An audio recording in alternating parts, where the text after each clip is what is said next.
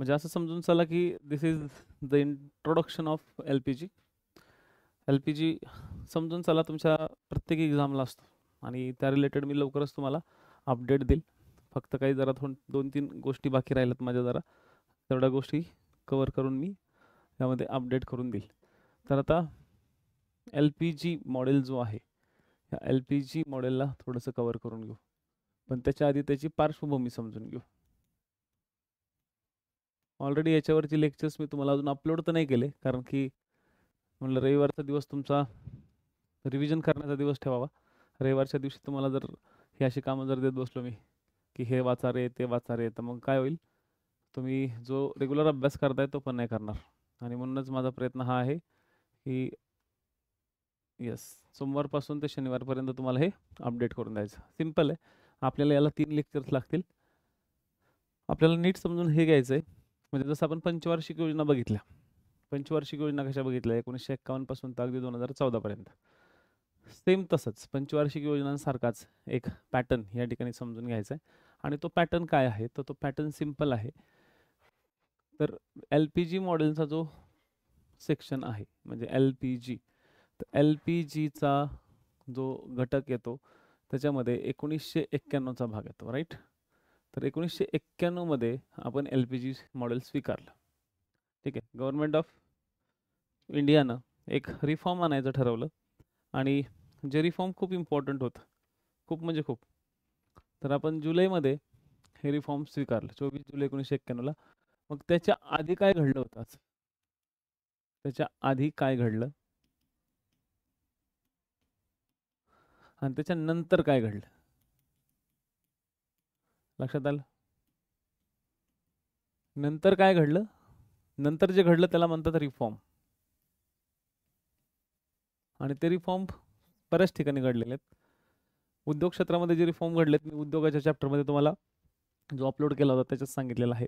बँकिंगमध्ये सुद्धा मी तुम्हाला जे अपलोड केलं होतं त्याच्यात मी तुम्हाला 1991 नंतर काय घडलं हे सगळं सांगितलेलं आहे. म्हणजे काय घडलं, इवन पंचवार्षिक योजनामध्ये काय घडलं हे सुद्धा तुमचं झालेलं आहे. काय घडलं हे तुम्हाला मी ऑलरेडी शिकवलं आहे. ठीक आहे, हे झालंय तुमचं शिकवून. तरी पण आपण त्याच्यावर थोडंसं एक प्रकाश टाकायचा प्रयत्न करू.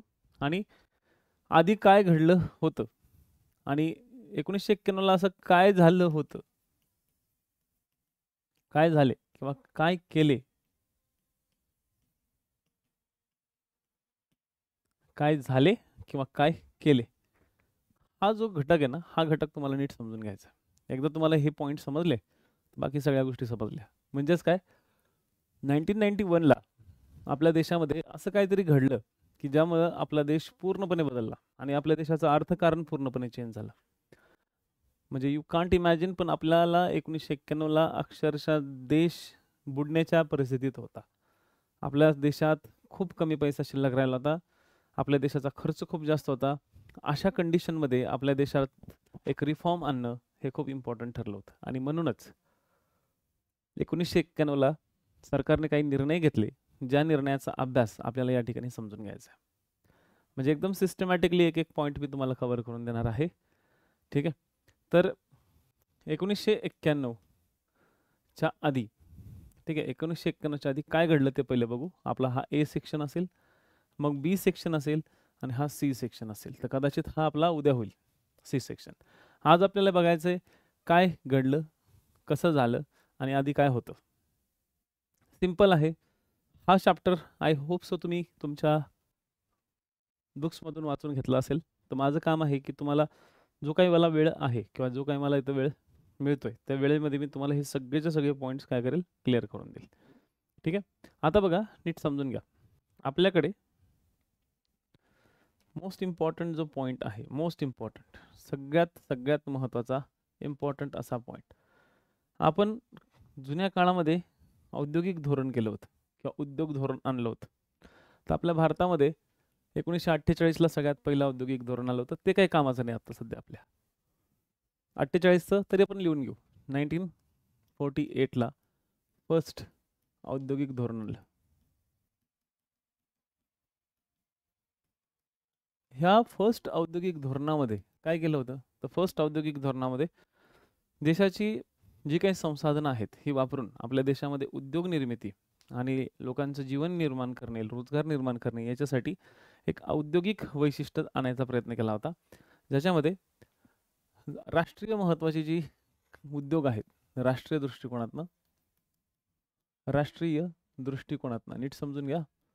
राष्ट्रीय दृष्टिकोनातून महत्त्वाचे उद्योग,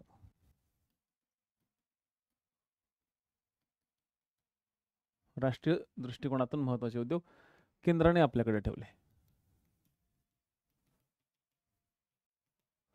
आता केंद्राने ज्यावेळेस ठीक आहे स्वतःकडे ठेवले म्हणजे केंद्रीय नियंत्रणाखाली हे सगळे राहतील. हे काय राहतील? केंद्रीय नियंत्रणाखाली राहतील. किती उद्योग? 18.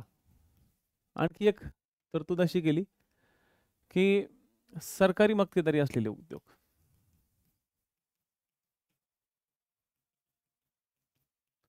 सरकारी मक्तेदारी असलेले उद्योग, ज्या ठिकाणी सरकारी मक्तेदारी होती म्हणजे तिथं खाजगी लोकांना चान्सच नाही, असे जे उद्योग होते ते 3 होते. हे नीट समजून घ्या. हे 18 उद्योग होते, हे 3 उद्योग होते. आणि संमिश्र उद्योग,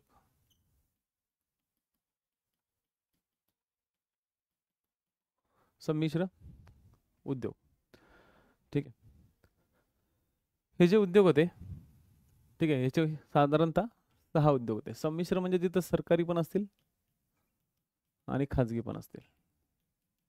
आणि चौथा एक उद्योग जो होता जे होते खाजगी उद्योग. तर बघा या ठिकाणी सरकारी उद्योग आणि खाजगी उद्योग दोन्ही असतील, पण खाजगी उद्योग जे असतील ते खाजगी उद्योग जुने असतील. नवीन उद्योगांना परमिशन नव्हती. जुने असतील, एकदम जुने, म्हणजे जे अंग्रेजों के जमाने से चल रहा है. खाजगी उद्योग म्हणजे याच्यात न येणारे उद्योग खाजगी उद्योग होते, म्हणजे छोटे मोठे. ठीक आहे, छोटे मोठे. आणि ह्या खाजगी उद्योगात एक अशी भीती होती की जर एखाद्या क्षेत्रामध्ये, जसं आता विमा क्षेत्र होतं, विमा क्षेत्रामध्ये जर समजा व्यवस्थित कंपन्या काम करत नसतील किंवा विमा क्षेत्र जर व्यवस्थित फंक्शन करत नसेल तर सरकारने एक अथॉरिटी अशी ठेवली होती, सरकारने स्वतःकडे एक अशी अथॉरिटी ठेवली होती की सरकार हे उद्योग कधी सुद्धा काय करू शकत होती? सरकारी बनवू शकत होती. म्हणजे ते क्षेत्र सरकारी क्षेत्र बनवू शकत होतं. आता याच्यातनं तुम्हाला काय समजलं? तेजस्विता, विकास, रसिका, क्षितिजा, पूजा, जे स्क्रीनवर दिसतात, वैशाली, काय समजलं तुम्हाला याच्यातनं? की आपल्या भारतात उद्योग क्षेत्र तयार केलेलं लेखाचं एवढं, या उद्योग क्षेत्रातील एवढं सरकारचं, एवढं सरकारी नियंत्रणात. ठीक आहे, हे सरकारी नियंत्रणात, हे सरकारी मक्तेदारी, इथं संमिश्र क्षेत्र, पण इथं पण सरकार घुसलंच, सरकार आणि खाजगी, आणि हे खाजगीचं, पण या खाजगी लोकांवरती सरकारचं म्हणजे इथं सरकार, आणि या खाजगी लोकांवरती सरकारचाच काय वचक, सरकारचा वचक, की सरकार यांना कधी पण काढू शकतं. म्हणजे थोडक्यात 1948चं जे पहिले धोरण होतं ना, हे पहिलं धोरणच आपलं पूर्णपणे फसलं होतं. आपण खाजगी लोकांना कुठं चान्सच नाही दिला डेव्हलप करायचा. प्रत्येक ठिकाणी खाजगी लोकांवरती आपण कंट्रोल ठेवला. पहिलं धोरण समजलं? बोला पटकन, सर्वांना समजलं? अरे समझ रहे हो कि नहीं?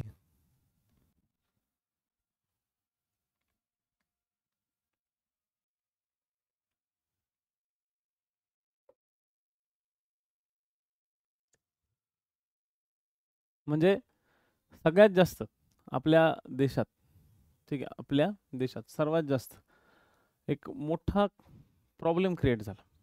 आणि तो जो मोठा प्रॉब्लेम होता ना, हा जो मोठा प्रॉब्लेम होता तो हाच होता की खाजगी क्षेत्राला कसल्याही प्रकारचा स्कोप नव्हता. आणि खाजगी क्षेत्राला कसल्याही प्रकारचा स्कोप नसल्यामुळं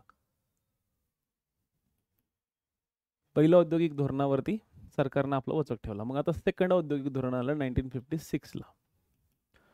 फर्स्ट पंचवार्षिक योजना जवळपास संपतच आली होती. आणि त्या काळामध्ये भारतानं सेकंड धोरण स्वीकारलं. ठीक आहे, लक्षात. हे सेकंड धोरण स्वीकारलं 1956ला, जवळपास 30 एप्रिल.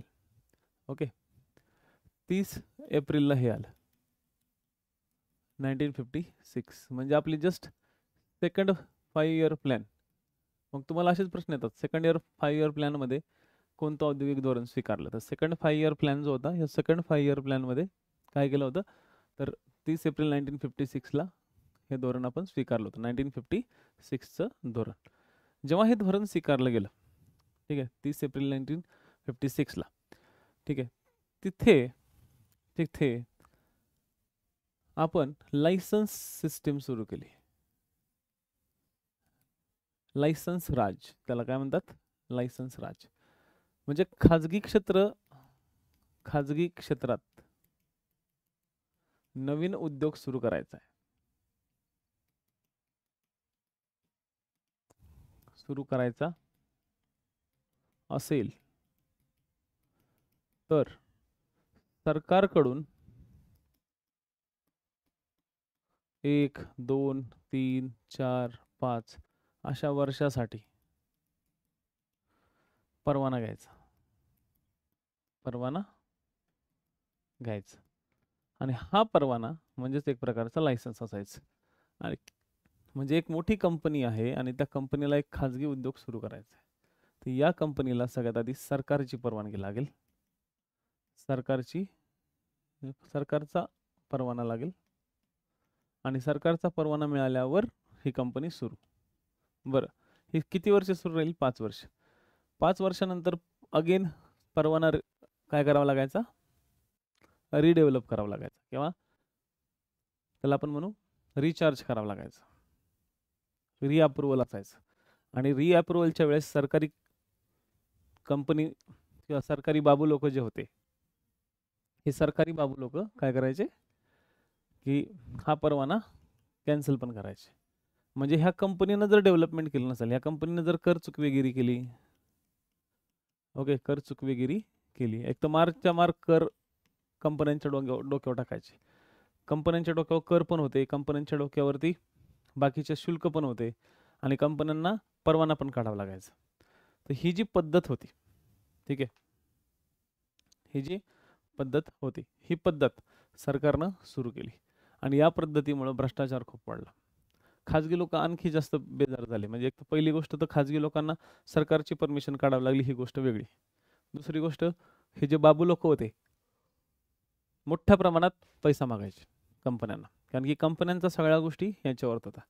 त्यामुळे काय झालं, छोटे छोटे जे कंपनीवाले होते ना, हे कंपनीवाले जवळपास बंदच पडायला लागले. ठीक आहे, लक्षात. छोट्या छोट्या कंपन्या बंद पडायला लागल्या. कंपन्या कुठल्या व्हायला लागल्या, मोठ्याच व्हायला लागल्या सेट. आणि ह्याच्यातनं एक प्रॉब्लेम असा झाला की फक्त मोठे उद्योग किंवा मोठे उद्योजक जास्त मोठे झाले. याच्यातून एक प्रॉब्लेम की फक्त मोठे उद्योजक टिकले, मोठे उद्योजक टिकले. टाटा, बिर्ला हे जे लोक होते ना, एवढेच टिकले. बजाज, बाकीचे सगळे लोक, ओके, हां, बाकी सगळे लोक चचले, राहिलेच नाही ना. टिकणारच कोण आहे जर तुम्ही भ्रष्टाचार करताय, सगळ्या गोष्टी करतायत. आता हे टाटा, बिर्ला ह्या लोकांच्या डायरेक्ट पोच कुठपर्यंत होत्या, गांधी घराण्यापर्यंत होत्या, बरोबर. त्याच्यामुळे त्यांना कोणी पैसे मागत नव्हते. पण ज्यांची पोच गांधी घराण्यापर्यंत नाही आहे, ज्यांची पोच नेहरूंपर्यंत नाही आहे, बरोबर, ज्यांची पोच नेहरूंपर्यंत नाही आहे, त्या लोकांना कोण करणार नाही, त्या लोकांना बाबू लोक त्रास देणारच ना. तर त्यामुळे काय झालं, खाजगी लोक इथे पण नाराज झाले. आणि हा परवाना राज खूपच भयानक बनला. म्हणजे लोकशाहीमध्ये नोकरशाही अशी एक शाही बनली की जी ह्या कुठंतरी लोकशाहीला डिस्टर्ब करायला लागली. याच्यामुळे काय झालं होतं की पहिली गोष्ट, जे उद्योगांचं वर्गीकरण होतं ते 3 गटात केलं गेलं होतं. 3 गट म्हणजे सरकारी मक्तेदारी असलेले गट. ह्याच्यात 3 गटात हे 3 गट तयार केले होते. आणि आय होप सो तुम्ही 3 हे गट एकदा मी तुम्हाला सांगूनच देतो. एक तर सरकारी मक्तेदारी,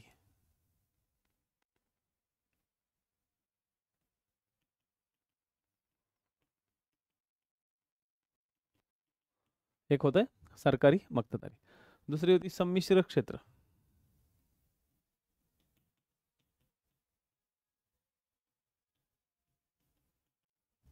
ठीक आहे. आणि तिसरं होतं उर्वरित उद्योग.